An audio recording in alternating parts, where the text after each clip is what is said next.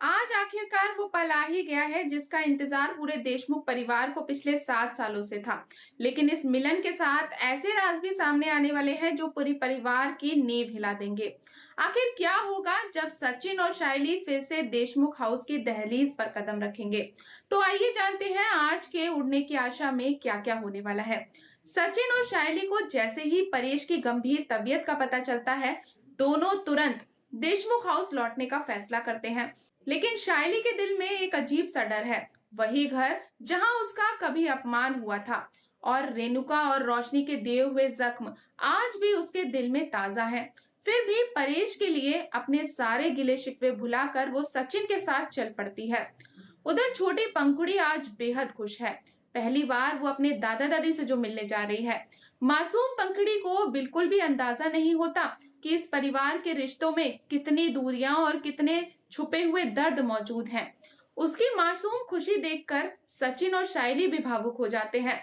इसी बीच अस्पताल में परेश डॉक्टर से एक भावुक गुजारिश करता है। वो कहता है कि जब तक वो अपने बेटे सचिन और बहू शाइली से नहीं मिल लेता, तब तक उसकी ओपन हार्ट सर्जरी ना की जाए। परेश की ये इच्छा सुनकर पूरा परिवार भावुक हो जाता है। सभी समझ जाते हैं कि परेश के लिए जिंदगी से भी ज्यादा जरूरी अपने बिछड़े बेटे से मिलना है। दूसरी तरफ देशमुख हाउस में एक नया बवाल खड़ा हो जाता है। रोशनी को तेजस से पता चलता है कि रेणुका पिछली रात से घर पर नहीं है। ये सुनते ही रोशनी के होश उड़ जाते हैं। उसे डर सताने लगता है कि कहीं रेणुका सचिन और शाइली को वापस लाने तो नहीं गई है। लेकिन तेजस उसकी बात को हल्के में लेकर अनदेखा कर देता है। उधर सफर के दौरान पंखुड़ी अपने दादा दादी और पूरे परिवार के बारे में मासूमियत से सवाल पूछने लगती है। उसके हर सवाल पर रेणुका चुप हो जाती है। वो चाहकर भी सच नहीं बता पाती, क्योंकि एक सच सामने आते ही 7 साल पुराने सारे राज खोल देगा। पंखुड़ी का हर सवाल रेणुका के दिल पर चोट करता है और उसे अपनी पुरानी गलतियां याद दिलाता है।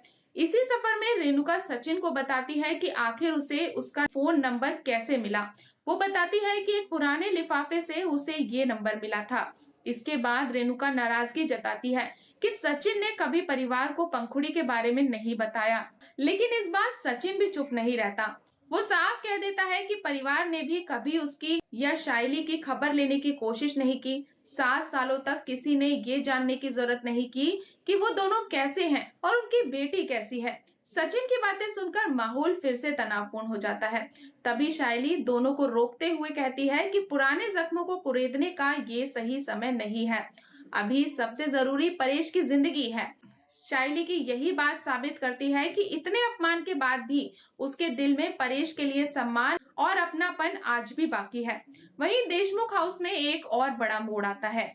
लक्ष्य अलमारी से सचिन और शाइली की पुरानी तस्वीरें ढूंढ निकालता है। वो मासूमियत से पूछता है कि तस्वीर में जो दिख रहा है वो कौन है। ये सवाल सुनते ही रोशनी बुरी तरह से घबरा जाती है। उसे डर है कि अगर सचिन सामने आ गया तो वर्षों से छिपे सारे राज खुल जाएंगे। वो तुरंत बात बदलकर लक्ष्य का ध्यान भटकाने की कोशिश करती है। आखिरकार वो पल आ ही जाता है जिसका सभी को इंतजार था। सचिन और शाइली देशमुख हाउस पहुंच जाते हैं। जैसे ही परेश को उनकी आने की खबर मिलती है, उसकी आंखों में खुशी के आंसू झलक पड़ते हैं। 7 साल बाद अपने बेटे से मिलने की उम्मीद में उसका दिल बेचैन हो उठता है। तो फ्रेंड्स, प्रीकैप में दिखाया जाएगा कि सचिन और शाइली आखिरकार परेश से मिलने पहुंच जाते हैं और पूरा माहौल भावनाओं से भर आता है। लेकिन दूसरी तरफ पंखुड़ी के मासूम सवाल और लक्ष्य के हाथ लगी पुरानी तस्वीर ऐसे राज खोलने वाले हैं जो पूरे देशमुख परिवार की जिंदगी हमेशा के लिए बदल सकते हैं। क्या सचिन और परेश का ये मिलन परिवार को फिर से एक कर पाएगा या पुराने राज एक नया तूफान लेकर आएगा? तो दोस्तों, जानने के लिए जुड़े रहें हमारे साथ।